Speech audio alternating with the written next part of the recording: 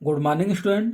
आज हम कक्षा 8 नई दीपमणिका संस्कृत पाठ पुस्तकम पाठ 11 साहित्य सुधा पाठ का हम हिंदी अनुवाद और भावार्थ करेंगे। साहित्य सुधा अर्थात साहित्य रूपी अमृत, साहित्य की महत्ता को बताने के लिए इस पाठ में सबसे पहला जो श्लोक है, इस श्लोक में माँ सरस्वती, माँ भारती का वंदना किया गया है और उनके विद्या रूपी कोश की महत्ता के बारे में बताया गया है। तो देखें, अपूर्व कोपी कोशोयम विद्यते तव भारती व्यतत वृद्धमायाति क्षयमायाति संचयाति।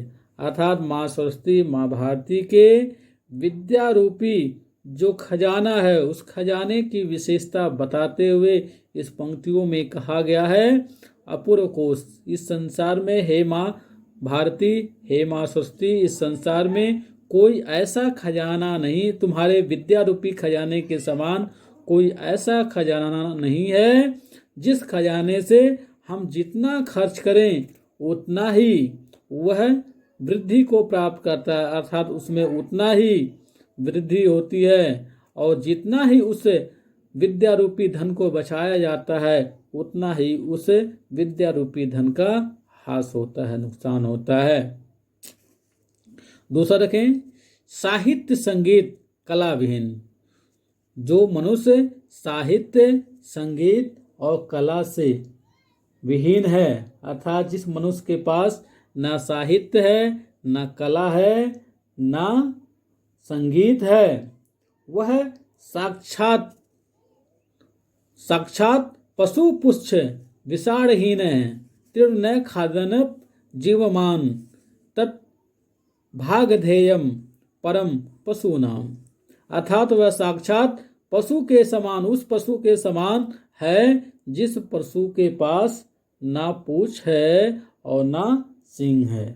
अर्थात पशु के उस रूप का है जिसके पूंछ और सिंह नहीं है। तृणम न खादनप, वह घास नहीं खाता है, वह घास नहीं खाता है फिर भी वह जीवित रहता है। अर्थात घास न खाने के बाद भी वह जीवित रहता है, उसके पास न पूंछ है न सींग है। तत् भागधेयम परम पशु नाम, वह पशुओं का परम भाग्य है जो इस प्रकार से अपना जीवन इस संसार में व्यतीत करता है। कहने का अभिप्राय यह है कि जिस मनुष्य के जीवन में साहित्य संगीत कला से परिपूर्ण नहीं है, वह मनुष्य इस संसार में पशु के समान केवल अपने जीवन यापन को कर रहा है। तीसरा देखें, यह तीसरा श्लोक जो है यह श्रीमद् भगवद गीता से लिया गया है।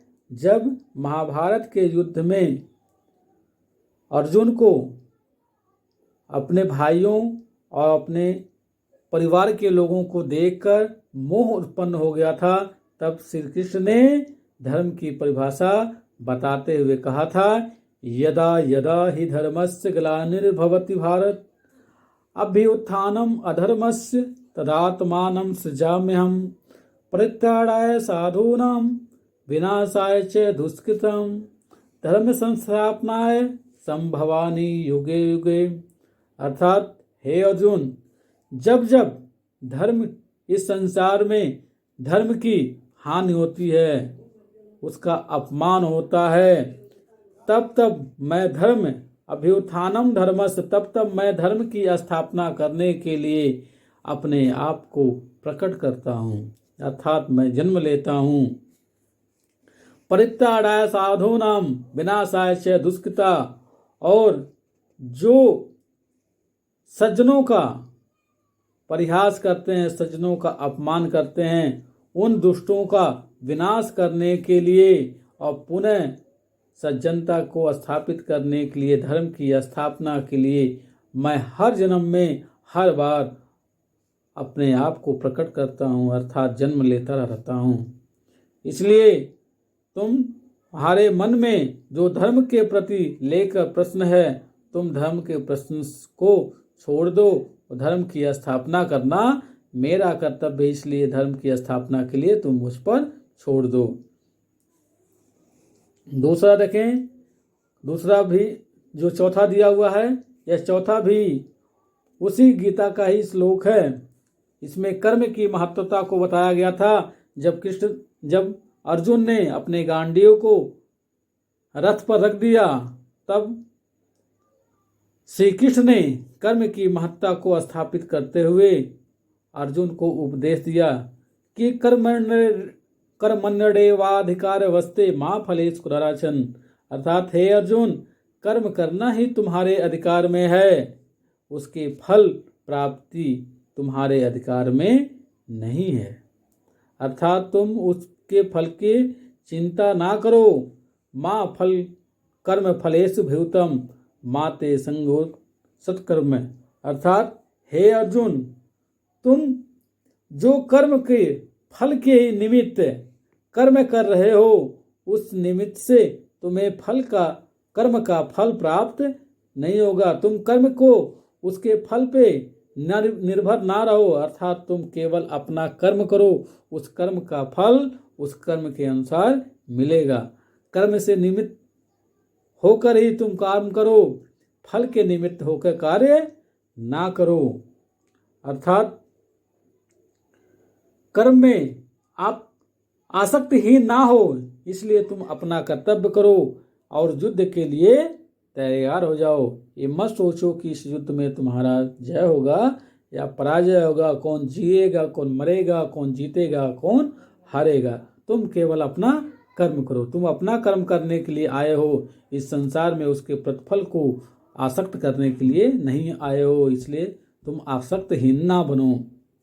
पांचवा देखें, पांचवा श्लोक, श्री रामचंद्र ने जब लंका पे आक्रमण किया था और लंका में लक्ष्मण को शक्ति बाढ़ लगा था, तब वे विलाप करते हुए इस कथन को कहा गया है, आपी स्वर्णमयी लंका में न में लक्ष्मण रोचते।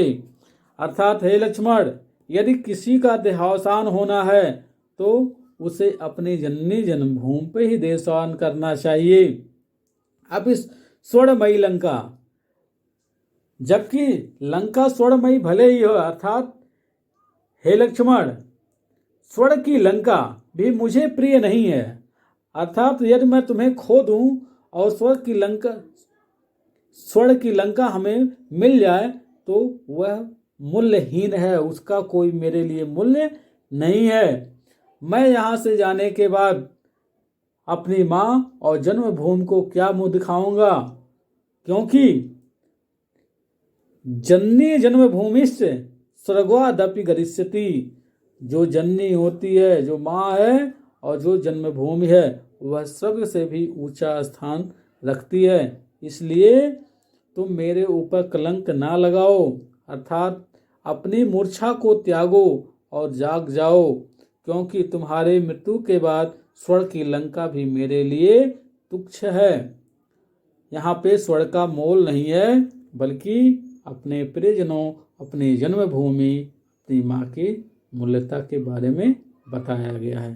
छात्रों, इस तरह से उम्मीद है कि आप इस पाठ के भावार्थ को समझ गए होंगे। तो अब आप इस पाठ का शब्दार्थ, शब्दशक्ति भी याद कर लेंगे, जिससे आपकी क्षमता, योग्यता, आपकी बुद्धि और अधिक बढ़ जाए। इसका जो अभ्यास कार्य है वह आपको PDF के माध्यम से भेज दिया जाएगा।